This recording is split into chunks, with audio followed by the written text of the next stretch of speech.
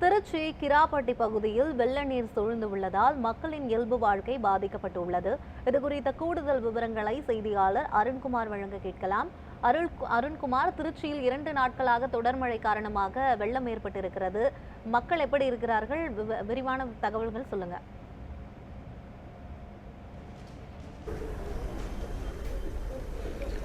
நிச்சயமாக கடந்த 2 நாட்களுக்கு மேலாக தொடர்ந்து 2 நாட்களாகவே மழை பெய்து கொண்டிருக்கிறது. ஒரு மிதமான மழையாக இருந்தாலும் 2 நாட்களாக பெய்யக்கூடிய சூழலில் மழையினுடைய அளவானது அதிகரித்திருக்கிறது. திருச்சி மாவட்டத்தில் இருக்கக்கூடிய பல பகுதிகளில் அதாவது ஏரிகள் இருக்கக்கூடிய நீர்களானது நம்பப்பட்டு அதனுடைய வழிந்தோடக்கூடிய சூழலும் இருக்கிறது. அதே போல குளங்களும் முழுமையாக பல இடங்களில் நிரம்பியிருக்கின்றன. இதன் காரணமாகவும் இருக்கக்கூடிய சுற்று வட்டார கிராமங்களும் இதே போன்ற ஒரு சூழல் தான் நிலவி கொண்டிருக்கிறது. அது மட்டும் இல்லாமல் திருச்சி மாநகரத்திலும் தற்போது அதனுடைய தாக்கமானது ஏற்பட்டிருக்கிறது என்றே சொல்ல வேண்டும். நம்ம இருக்கக்கூடிய ஒரு பகுதி, அதாவது மாநகராட்சி பகுதியில் நாம் நின்று கொண்டிருக்கிறோம். இந்த பகுதியில் கிராப்பட்டி பகுதி.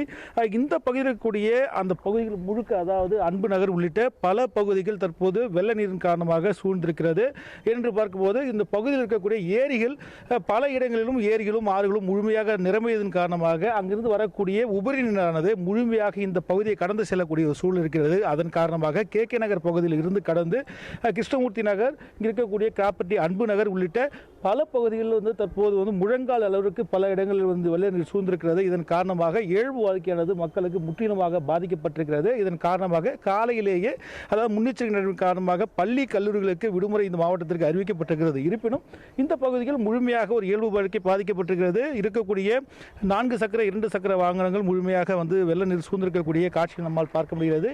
இருக்கக்கூடியவர்கள் வெளியே வருவதற்கு வாய்ப்பு இல்லாமல் தற்போது வீடுகளிலே தஞ்சம் அடையக்கூடிய சூழலும் இருக்கிறது.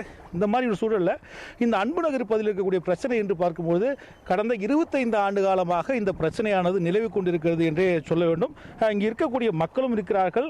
இது தொடர்பாக தொடர்ந்து இங்கு இருக்கக்கூடிய 25 ஆண்டு காலமாக போராடி கொண்டிருக்கக்கூடிய மக்களும் இந்த பகுதியில் இருக்கிறார்கள். இந்த பகுதியை சேர்ந்த கவுன்சிலர்களும் நம்மளோட இணைந்திருக்காங்க. சில தகவலை பெறலாம். சார் வணக்கம். இங்கே ரொம்ப வருஷமாக இங்கே கவுன்சிலராக இருக்கீங்க. 25. ஆமாம்.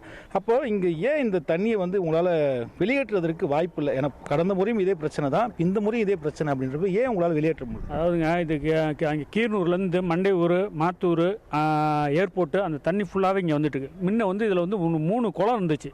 காராங்குளம், அந்த பெரியார் மணிமேல் ஸ்கூல் முன்னாடி பெரிய குளம் இருந்துச்சு.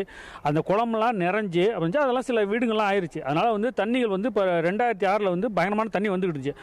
அப்போ எங்கள் அமைச்சரை கூப்பிட்டு இந்த தொகுதி சட்டமன்ற ஒரு அண்ணன் KN அவர்கள் வந்தாருங்க. பார்த்துட்டு கலெக்டரோட பார்த்தாங்க. பார்த்துட்டு ஓரளவுக்கு மழை நீரை சரி பண்ணாங்க. ஆனால் அதுக்கப்புறம் மழை கொஞ்சம் கம்மியாக தான் வந்துச்சு. அது சரி, ஒன்றும் இனிமேட்டு பிரச்சனை இல்லை எடுத்துக்க அப்படின்னு இருந்தோம். இப்போ நேற்றும் 2 நாளாக பயங்கரமான மழை, அதிகமான மழை பெய்யவும் தண்ணி ஓவராக பயங்கரமாக இருந்துச்சு. நான் காலைல நானே வீட்டை விட்டு, நான் அன்பு நகரில் தான் குடியிருக்கேன், 5ஆவது கிராஸில். என்னாலே வண்டி எடுக்க முடியல, வீட்டை விட்டு வெளியே வர முடியல. உடனே அமைச்சருக்கு தகவலை கொடுத்தேன். அப்படியே அதுமாரி இரு தம்பி நான் வரேன்னு உடனே கலெக்டர், கமிஷனர், மேயர் எல்லாமே வந்துட்டாங்க. எல்லாருமே இந்த பகுதியை கிட்டத்தட்ட ஒரு மணி நேரம் அந்த ஏரியாவை சுற்றி பார்த்தார் அமைச்சர்.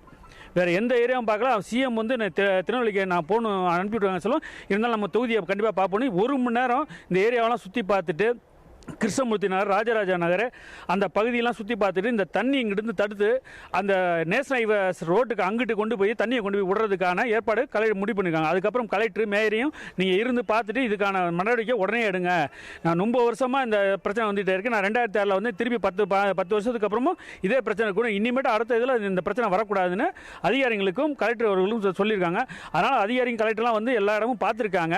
இது இந்த வருஷத்தோடு அடுத்த வருஷம் இதுக்கு தீர்வு கிடைக்கும்னு நான் நம்புகிறேன். நான் அமைச்சர் சொன்னேன், இது மட்டும் எனக்கு செஞ்சு கொடுங்க அப்படின்னு. நானும் 25 வருஷமாக மாநகராட்சியில் போராடினேன். இப்போ நாங்கள் 2 பீரியட் தான் வந்திருக்கோம். 2006 இப்பயும் வந்தோம். அதனால் இந்த வாட்டி எல்லா சாலைகளையும் போட முடியும். ஆனால் அந்த தண்ணி பிரச்சனை மட்டும் எங்களால் தீர்க்க முடியல. மழை தண்ணி மட்டும் அதை அமைச்சர் தீர்த்தரன்னு சொல்லியிருக்காங்க. நன்றி, வணக்கம். நிச்சயமாக இப்போ அந்த கவுன்சிலர் சொன்னதையும் கேட்டீங்க. இங்கே மக்களும் இருக்காங்க. அவங்க தரப்பில் இருக்கக்கூடிய பிரச்சனைகள் என்னன்னு கேட்கலாம். இப்போ எந்த பகுதியிலேருந்து வரீங்க சார்? எப்படி இருக்குது இந்த ஏரியாவும்? இது ஏரியாலாம் நல்லா தான் சார் இருக்கும். இப்போ இந்த மழை கொஞ்சம் அதிகமானனால தான். அது மழை ஒரு 10-15 வருஷத்துக்கு முன்னாடி இந்த மாதிரி நடந்திருக்கு நமக்கு தெரிஞ்சு. அதுக்கு அப்படி தான் நல்லா தான் இருக்கும். ரோடு ஸ்பெசிலிட்டிஸ் எல்லாமே நல்லாயிருக்கும். இப்போ தண்ணி இங்கே போகிறதுக்கு வழி இல்லைல்ல. இப்போ எல்லாமே காலையிலேருந்து எல்லாம் பார்த்துருக்காங்க. பார்த்துட்டு எல்லாத்தையும் ரிமூவ் பண்ணிக்கிட்டே இருக்காங்க. தண்ணி கொஞ்சம் அதிகமாகிடுச்சு. வண்டியெல்லாம் கொஞ்சம் எடுக்கிறது கொஞ்சம் சிரமமாக போயிடுச்சு. மற்றபடி ஒன்றும் இல்லை.